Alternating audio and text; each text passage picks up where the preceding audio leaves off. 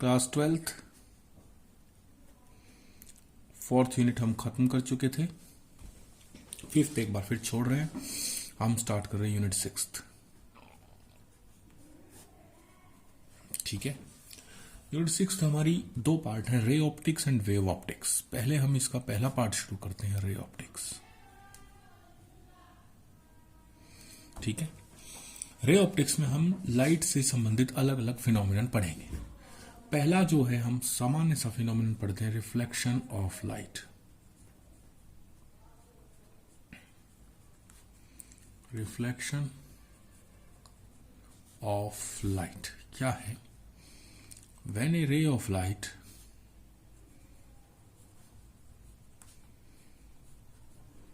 After striking to a obstacle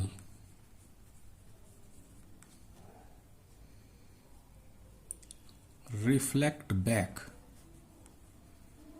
in same medium,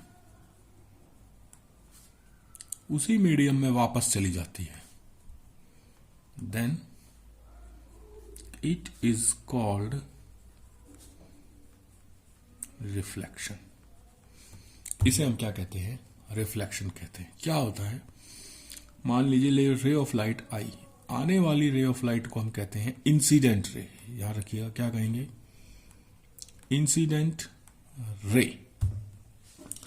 रे of light आई और किसी surface से टकराई, जिस भी पॉइंट पर टकराती है उस पॉइंट पर हम लगाते हैं एक नॉर्मल। क्या लगाते हैं? नॉर्मल। ठीक है, टकराई, इंसिडेंट रे और नॉर्मल के बीच का एक एंगल बन गया, एंगल ऑफ इंसिडेंस आई। इसको बोलते हैं एंगल ऑफ इंसिडेंस। क्या बोलते हैं? Angle of incidence. टकरा के ये वापस लौट गई उसी मीडियम में, यानी एयर से आई तो एयर में ही लौट गई, वाटर से आई तो वाटर में ही लौट गई, किसी और मीडियम से आई तो उसी में चली जाए, मीडियम चेंज ना हो। तो ये जो रे टकरा के चली गई, इसको बोलते हैं हम रिफ्लेक्टेड रे। क्या बोलते हैं? Reflected ray. नॉर्मल और रिफ्लेक्टेड रे के बीच का एंगल हो गया आर, और इसको कहते हैं हम angle of reflection.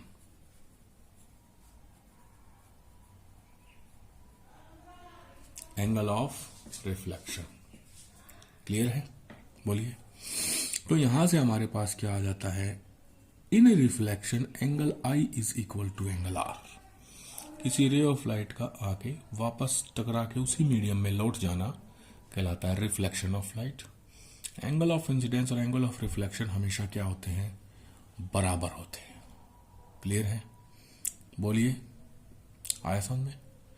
This is simple phenomenon of reflection of light. ज्यादा हमें कोई पढ़ने की जरूरत है नहीं। ठीक है, ज्यादा हम पढ़ेंगे तो बाद में देखेंगे उसको। चलिए, अब हमारे पास है जो आगे जो मेन पार्ट शुरू होता है इसका, refraction of light. Refraction of light. Refraction of light क्या है? सुनिए। अब मान लीजिए हमारे पास दो मीडियम है, ऊपर है एयर और नीचे है water.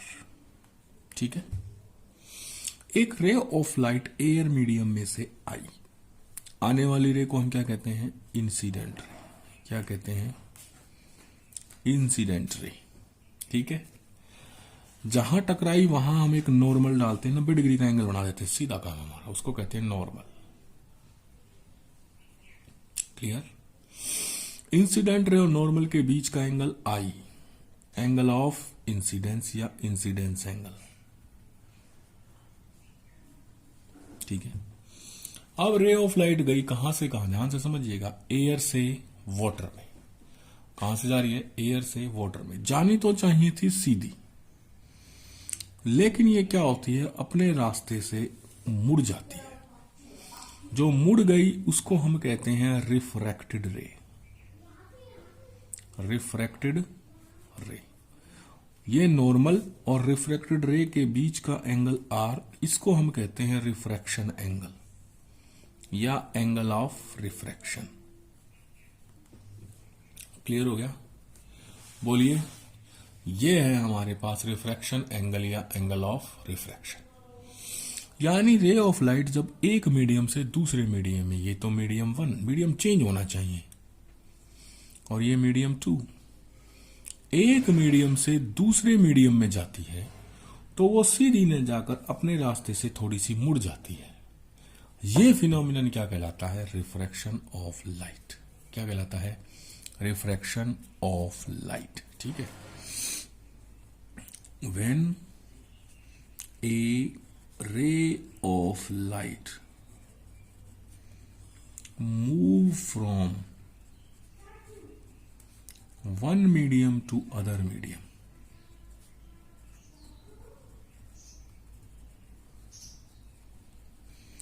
then it will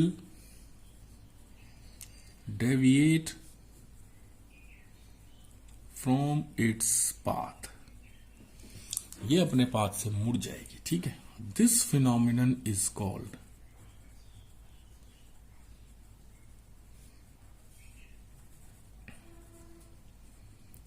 refraction. इस फिनोमिनन को हम कहते हैं रिफ्रैक्शन। क्या कहते हैं? रिफ्रैक्शन। क्लियर है? अब क्वेश्चन है, ये रे ऑफ लाइट इधर सीधी आनी चाहिए थी, इधर ही क्यों मुड़ी, इधर क्यों नहीं मुड़ गई, है ना? तो ये मुड़ती कैसी है, क्यों मुड़ती है, इसका जो रीजन है हमारे पास देखिए। अब हमारे पास दो मीडियम जरूर होंगे, कोई ना कोई दो मीडियम। क्लियर है? कोई ना कोई दो मीडियम तो होंगे ही होंगे, तभी तो लाइट एक मीडियम से दूसरे मीडियम में जाएगी। चलिए मैं दो एग्जांपल लेता हूं आपके पास।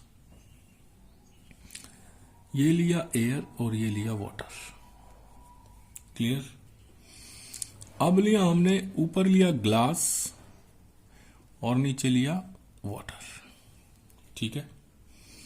आने वाली रे ऑफ लाइट एयर से आई, जहां टकराई वहां हमने क्या डाल दिया? एक नॉर्मल डाल दिया एक नॉर्मल। क्लियर? अब रे ऑफ नॉर्मल और इसके बीच का एंगल ऑफ इंसिडेंस होना चाहिए था आई है। अब हम पहले दोनों मीडियम्स को देखेंगे। ये एयर है, ये वाटर है। इन दोनों में से डेंसर मीडियम कौन सा है? डेंसर का मतलब सिंपल भाषा में ले लिया गाढ़ा, जिसके मॉलिक्यूल पास हो। एयर या पानी? वाटर। तो दोनों में से जो डेंसर मीडियम होता है ना, गाढ़ा होता है, उसको बोलते हैं डेंसर मीडियम। क्या बोलते हैं? डेंसर। जो कम डेंस होगा उसको बोलते हैं रेयर। क्या बोलते हैं? Rarer medium. रेयर। ठीक है। रेयर। तो हमारे पास क्या आ गया? अब रे ऑफ लाइट कौन से मीडियम से कौन से में जा रही है? रेयर से डेंसर में। तो ये जानी चाहिए थी सीधी, लेकिन ये क्या करेगी? नॉर्मल की तरफ मुड़ जाएगी। कहां मुड़ जाएगी? नॉर्मल की तरफ। ये एंगल हो गया आर। यानी जब रे ऑफ लाइट रेयर से डेंसर में जाती है तो वो नॉर्मल की तरफ मुड़ जाती है। क्लियर? अब इसका उल्टा कर देते हैं। अब जा रही है रे ऑफ लाइट ग्लास से, एंगल ऑफ इंसिडेंस आई हो गया। ग्लास और वाटर में से गाढ़ा कौन सा? ग्लास हो गया डेंसर और वाटर हो गया रेयर। हो गया। अब ये कहां से कहां जा रही है? डेंसर से रेयर में जा रही है। डेंसर से रेयर में जा रही है तो ये एंगल ऑफ इंसिडेंस जानी चाहिए थी सीधी, लेकिन सीधी ने जाकर अवे फ्रॉम द नॉर्मल मुड़ जाएगी। नॉर्मल से दूर हो गई। ये नॉर्मल है ना, इससे दूर हो गई। यानी जब रे ऑफ लाइट रेयर से डेंसर में जाएगी तो नॉर्मल की तरफ मुड़ेगी, और डेंसर से रेयर में जाएगी तो नॉर्मल से दूर हो जाएगी। क्लियर है? तो हमें क्या पता चला है कि जब when ray of light move from rare to denser medium, it will bend towards normal. Clear?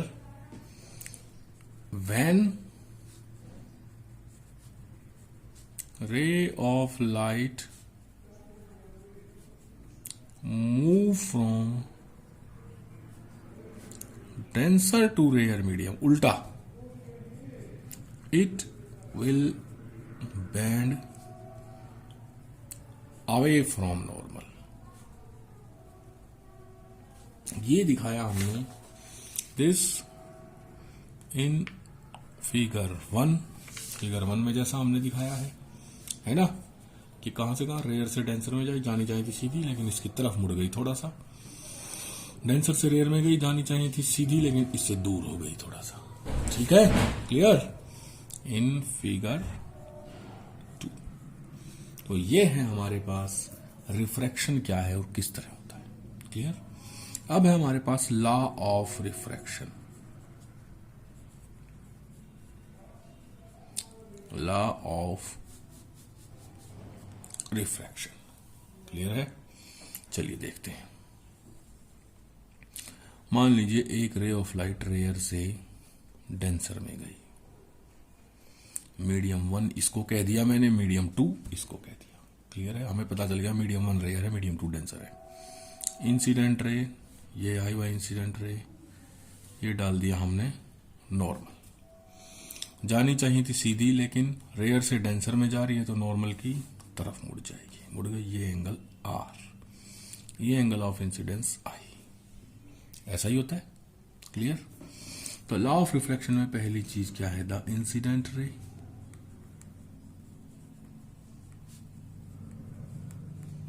Refracted रे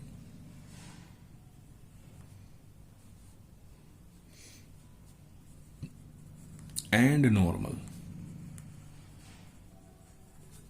will always be in same plane। कि इंसिडेंट रे, रिफ्रैक्टेड रे, नॉर्मल हमेशा एक ही प्लेन में होंगे, ये इस प्लेन में ही है। ठीक है। सेकंड बाय इंपॉर्टेंट है द रेशियो ऑफ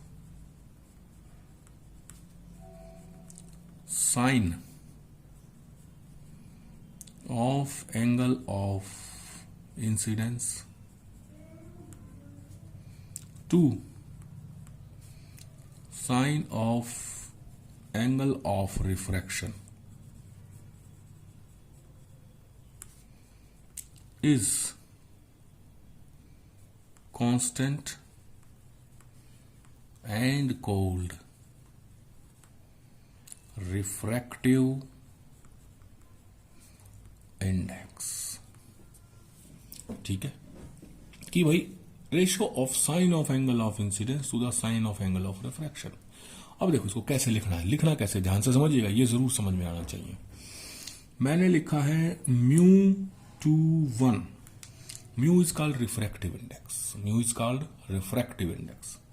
μ21 क्या है, refractive index of medium 2 with respect to medium 1। तो μ21 को आप क्या लिखोगे, 2 ऊपर है तो μ2 बाय μ1, यानी रिफ्रैक्टिव इंडेक्स ऑफ मीडियम 2 बटे में रिफ्रैक्टिव इंडेक्स ऑफ मीडियम 1। अब ये मीडियम 2 कोई भी हो सकता है, वाटर, ग्लास, कुछ भी। मीडियम 1 भी कुछ भी हो सकता है, एयर, वाटर, ग्लास, जो भी है। μ2 बाय μ1, μ2 रखा है तो सेकंड मीडियम लिया है तो पहले इसके दूसरे वाला, इसके ऑपोजिट वाला एंगल साइन आई। μ1 है तो इसके ऑपोजिट वाला एंगल साइन आर। क्लियर हुआ। μ21 हो गया आपके पास μ2 बाय μ1, यानी refractive index of medium 2 with respect to 1। 2 1 के मुकाबले कितना गाढ़ा है, रिफ्रैक्टिव इंडेक्स मेजर करता है डेंसिटी मीडियम की, कितना डेंसर है। तो 1 के मुकाबले कितना डेंसर है, refractive index of medium 2 with respect to medium 1। μ21 को लिखेंगे 2 पहले तो 2 ऊपर, 1 बाद में तो 1 नीचे। अब 2 है ना तो क्रॉस कर देंगे, 2 है तो दूसरे मीडियम वाला एंगल ऑफ इंसिडेंस, 1 है तो दूसरे मीडियम वाला साइन का एंगल, तो ये आ गया sine I by sine R. Similarly अगर हम इसको ऐसे लिखते और μ12 इज इक्वल टू μ1 बाय μ2, तो μ1 है तो एंगल 2 वाला साइन आर, बाय 2 है तो साइन आई। इस तरह से हम लिखते हैं किसको, रिफ्रैक्टिव इंडेक्स को। क्लियर हुआ, बोलिए। तो μ2 by μ1 is always equal to a constant called refractive index. Refractive index की एक और डेफिनेशन है, refractive index is also defined as, refractive index is also defined as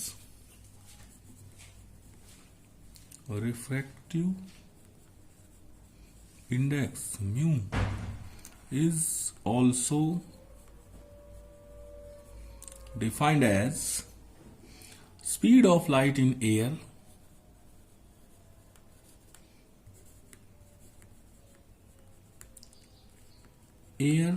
या vacuum to speed of light in medium। ठीक है, यानी mu is equal to C by V. Clear है? बोलिए।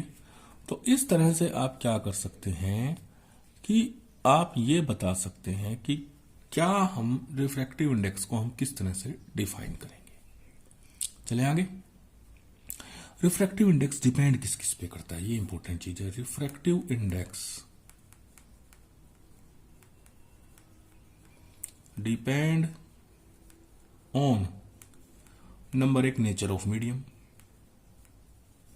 आप मीडियम को चेंज कर दीजिए, हवा से पानी कर दीजिए, पानी से ग्लास कर दीजिए, चेंज हो जाएगा। क्लियर है? आया बात समझ में? Number two colour of light. आप ब्लू कलर की बजाय रेड कलर की बजाय व्हाइट कलर की बजाय अलग कलर की लाइट का, हर एक का रिफ्रैक्टिव इंडेक्स क्या होता है? डिफरेंट होता है। ठीक है। और थर्ड है mu is inversely proportional to 1 by temperature. Medium का टेम्परेचर जितना ज्यादा होगा रिफ्रैक्टिव इंडेक्स उतना ही कम होगा। तो इन चीजों पे हमारा क्या डिपेंड करता है? रिफ्रैक्टिव इंडेक्स डिपेंड करता है। क्लियर है? चलिए आगे। चलिए एक अब एप्लीकेशन करते हैं किसकी, कि रिफ्रैक्शन की वजह से क्या होता है। आप सब लोगों ने देखा होगा, जब भी हम हमारे घर की टैंक वगैरह में देखते हैं अंडर नीचे, तो आपको उसकी तली है ना थोड़ी सी ऊपर उठी हुई दिखाई देती है ना? दिखाई देती है ना? आपको लगता है कि जो एक्चुअल गहराई है वहां तक हमारी